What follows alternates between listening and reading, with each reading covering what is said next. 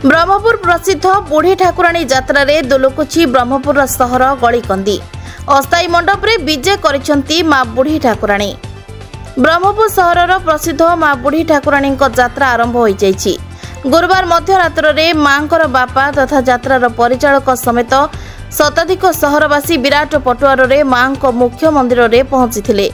सेठारे मां को षोडश पूजार्चना करबा परे मां को मस्तकरू आज्ञामाल चांगुड़ी रे पड़िथिला।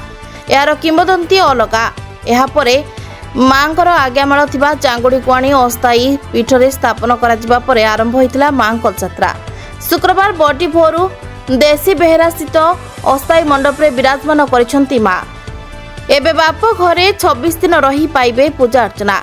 एही समय ब्रह्मपुर सहर रे लक्षाधिक श्रद्धालु और भक्तों समागम हेबो। एहाकु नै सहर रे कड़ा नजर रखा जिबा सह व्यापक सुरक्षा व्यवस्था ग्रहण करा जायछि। ब्रह्मपुर जिला प्रतिनिधि कृष्णचंद्र सामंतराय को रिपोर्ट, नाउ ओडिशा।